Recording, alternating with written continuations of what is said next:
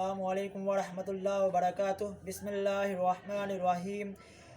ضرورت نہیں نہ خداؤں کی مجھ کو، ضرورت نہیں نہ خداؤں کی مجھ کو، سفینہ سپرد خدا کر رہا ہوں۔ خدایا مجھ کو کامیابی عطا کر، تیرے نام سے شروع کر رہا ہوں۔ صدر مجلس اور سامعین محفل، السلام علیکم ورحمۃ اللہ وبرکاتہ۔ آج مجھے جس موضوع پر اظہار خیال کرنا ہے اس کا عنوان ہے میرے والدین میری جنت۔ صدر ذی وقار، حقوق العباد میں والدین کا حق سب سے مقدم ہے۔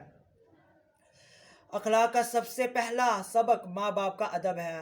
جو بچے اپنے والدین کا ادب و احترام نہیں کرتے وہ اخلاق سے اقدار سے ناواقف اور حقوق العباد کے باغی کہلاتے ہیں۔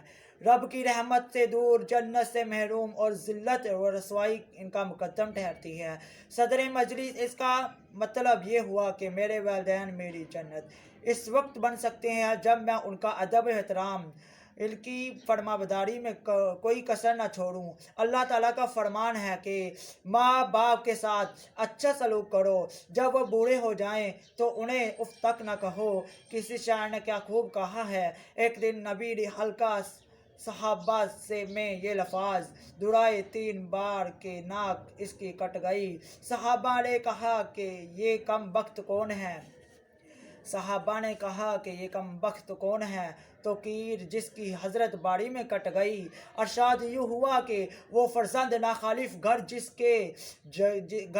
کے جنت آئی اور آ کر پلٹ گئی۔ ماں باپ کا جسے نہ بڑھاپے میں ہوا خیال، اس ناسعید بیٹے کی قسمت الٹ گئی۔ صدر مجلس، سوال یہ پیدا ہوتا ہے کہ والدین ہی کی اس قدر اہمیت کیوں؟ تو اس کا جواب یہ ہوا کہ والدین بچے کی پرورش کرتے ہیں، خود تکلیف میں رہتے ہیں لیکن بچے کی حفاظت کرتے ہیں۔ بچہ بیمار ہو جائے تو والدین کے دل کا سکون، رات کا آرام اور دل کا چین سب ختم ہو جاتا ہے۔ جب تو پیدا ہوا کتنا مجبور تھا، یہ جہاں تیری سوچوں سے بھی دور تھا۔ ہاتھ پاؤں بھی تب تیرے اپنے نہ تھے، تیری آنکھوں میں دنیا کے سپنے نہ تھے۔ صدر ذی احتشام، صرف اگر ماں کی ذمہ داریوں کا جائزہ لیا جائے تو پتہ چلتا ہے کہ بچہ خوش ہو تو وہ خوش ہوتی ہے اور بچہ غمگین ہو تو وہ بھی غمگین ہوتی ہے، تکلیف میں ہو تو وہ بھی تکلیف میں ہوتی ہے۔ باز تابش نے کیا خوب کہا ہے، ایک مدت سے میری ماں نہیں سوئی تابش، میں نے ایک بار کہا تھا مجھے ڈر لگتا ہے۔ صدر ذی احتشام، والدین اپنا پیٹ کاٹ کر اولاد پر خرچ کرتے ہیں۔ بچہ جب چھوٹا ہوتا ہے تو والدین اس کی پرورش کرتے ہیں۔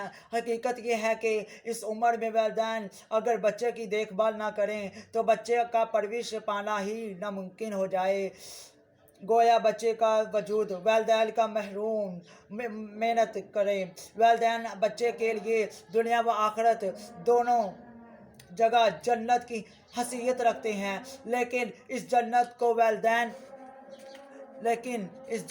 والدین کی خدمت سے مشروط کر دیا گیا۔ کسی شاعر نے کیا خوب کہا ہے، ماں باپ سی نعمت کوئی دنیا میں نہیں، ماں باپ سی نعمت کوئی دنیا میں نہیں، حاصل ہو یہ نعمت تو جہاں خلد بری ہے۔ صدر مجلس، حضور اکرم صلی اللہ علیہ وسلم کا فرمان ہے، باپ کی ناراضگی اللہ کی ناراضگی ہے اور باپ کی خوشنودی اللہ کی خوشنودی ہے۔ بوڑھے والدین کی خدمت نہ کرنے والے بدنصیبوں پہ اللہ کے نبی صلی اللہ علیہ وسلم نے لعنت کی ہے۔ ماں کی نگہداشت اور مشقت کے باعث اس کا درجہ باپ سے بھی 3 گنا زیادہ ہے۔ ماں کی اس شفقت و محبت کے باعث حضور اکرم صلی اللہ علیہ وسلم نے جنت کو ماں کے قدموں تلے کرا دیا۔ صدر ذی وقار المختیر یہ کہ میرے والدین میرے لیے دنیا اور آخرت دونوں جگہ جنت کا باعث ہیں، لیکن اس کے لیے ضروری ہے کہ والدین کی خدمت کی جائے اور ان کا کہنا مانا جائے۔ ان کی اس طرح خدمت اور اطاعت کرو کہ ان کی نگاہوں کا نور اور دل کا سرو بن جاؤ۔ سر بن جاؤ. لیکن اگر میں والدین کی اطاعت نہ کر سکا، اس کی خدمت نہ کر سکا، ان کا کہنا نہ مان سکا، تو وہی والدین جو میرے لیے جنت کی حیثیت رکھتے ہیں میرے لیے دنیا کی رسوائی اور آخرت کی بربادی کا موجب بھی بن سکتے ہیں. اللہ تعالیٰ سے دعا ہے کہ وہ ہمیں والدین کا خدمت گزار اور تابع فرمان بنائے.